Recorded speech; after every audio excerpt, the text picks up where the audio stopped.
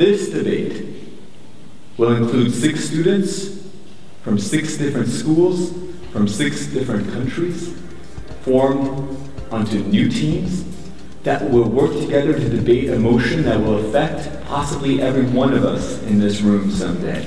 At World Scholars Cup, you have 2 teams of 3. Each debate has a separate motion based upon the chosen topics. Well, the motion was that the parents should be allowed to put GPS trackers in their children. I'm here to prove to all of you that parents should not be allowed to implant GPS trackers in their children. Parents are supposed to be your most trusted person. Because it defies basic human rights.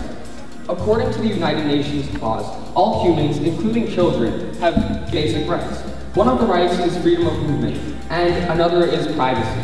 Rather than discussing it for a while, they knew exactly what they had wanted to say already. So they're all very clever indeed, and I thought that the opposing team was great. That girl from Australia was very good. We stress that it says allowed to have this GPS implanted into their body. They have to get children's permission. That's what allowed means. You can say, no mum, I don't think I need it. And maybe if your parents think you do, you need to prove to them that you're grown up enough that you can do things without them having to baby you. I was second speaker, so as second speaker you have to state your points, give a short but not dominating rebuttal, and then state some new points and expand on your first speaker's points. You go out, you get lost, you don't know where to go. You learn to cope with these situations. If your parents know you're lost, they can just phone you up and say, oh, I think you're lost, you need to take this route. You need to learn to cope with these situations. It takes a lot of hard work and preparation, because speaking when someone's trying to listen to you and judging you on what you're saying is very difficult. It reflects that the parents distrust their child, and there's more mutual trust. And shouldn't parents take on this role of establishing trust between them and their children? One big round of applause for both teams because they are outstanding debaters.